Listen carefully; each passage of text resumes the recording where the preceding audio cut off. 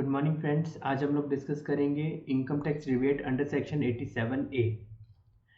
Income tax act में 87A के अंदर एसएससीज को रिबेट मिलती है अगर उनकी इनकम एक सर्टेन लेवल से नीचे है तो उनको टैक्स रिलीफ दिया जाता है, and it is also subject to some other conditions जो कि आज हम डिस्कस करेंगे। Section 87A of the Income Tax Act helps individuals reduce their net income tax liability if their income is less than or equal to rupees 5 lakhs per annum.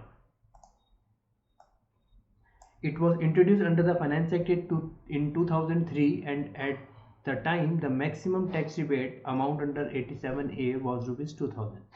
Since the maximum amount has been raised after Union Budget 2019, the net taxable income was increased to rupees 5 lakh and the maximum limit of section 87A was increased to 12,500. So friends, जैसे कि हम जानते हैं कि 2.5 लाख तक पहले 2.5 लाख तक tax rate zero है। In the next 2.5 lakhs the tax rate is 5%, तो उसका 5% टैक्स 12,500 ही आता है। तो इस टैक्स से उनको रिलीफ देने के लिए 87A के अंदर रिबेट क्लेम करते हैं ताकि टैक्स पेमेंट एसएससी को ना करनी पड़े। In other words, individuals with an income lower than rupees 5 lakh per year are totally exempted from income tax. Eligibility to claim rebate under section 87A, this is applicable to financial year 22-23. Tax rebates can be claimed under section 87A if the following conditions are met. The assessee must be a resident individual of India. उसका जो residential status होगा as per income tax वो resident होना चाहिए। Non residents are not eligible for the rebate.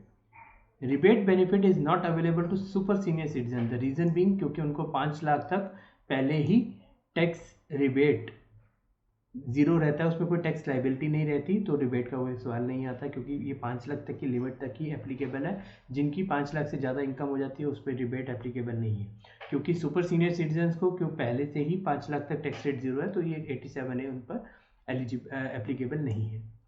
The limit of rebate is 12,500.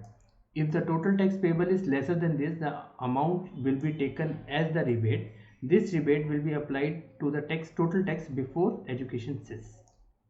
So friends, इसमें क्या रहता है कि अगर 12,500 से कम आपका टैक्स लाइबिलिटी बनता है तो रिबेट भी उतना ही मिलेगा जितना आपका टैक्स लाइबिलिटी है।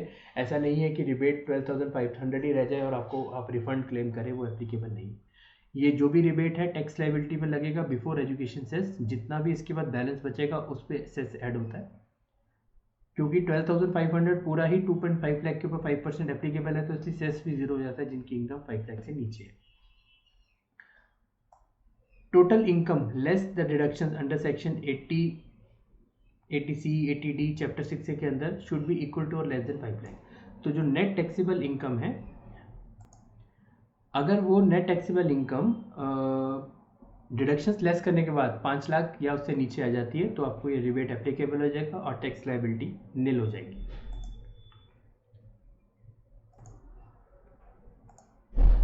How much tax rebate is available under section 87A?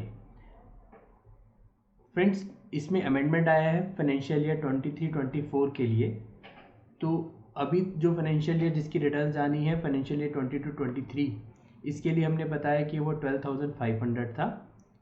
But now under the new regime for the financial year 23-24, if an individual total taxable income is up to rupees 7 lakh, they will be eligible for the following tax breaks under the new tax regime, rupees 25,000 or the applicable tax whichever is earlier. तो friends, जैसे कि आप जानते हैं new regime में 5 लाख से ऊपर भी 5% है, तो 7 लाख तक जिनकी भी न्यू रिजाइन के अंदर इनकम होगी उसमें जितना भी टैक्स लाइबिलिटी होगा वो, या फिर तो अप टू मैक्सिमम ऑफ 25,000 उसका रिबेट 87A में मिलेगा। तो क्वेश्चन उठता है कि ओल्ड डिज़ाइन में क्या रहेगा फाइनेंशियल ईयर 23-24 में ओल्ड डिज़ाइन के अंदर आपको 12,500 का ही टैक्स का रिबेट मिलेगा, that is up to 5 lakh. जिनकी 5 से ज़्यादा नीचे इनकम रहेगी उनको रिबेट फुल मिलेगा, टैक्स लाइबिलिटी नील हो जाएगी।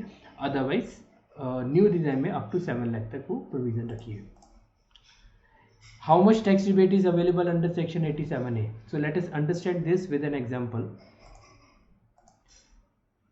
Person A, if opting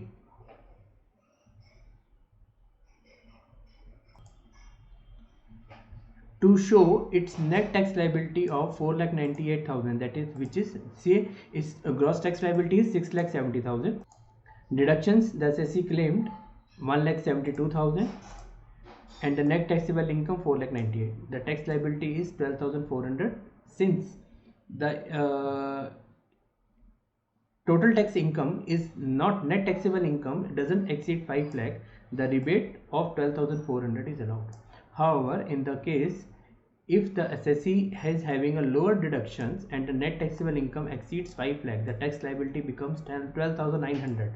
In that case, the rebate is withdrawn. There is no rebate is available, and the assessee has to pay the tax liability of 12,900 plus cess.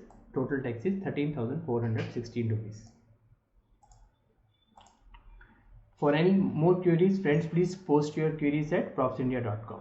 Thank you.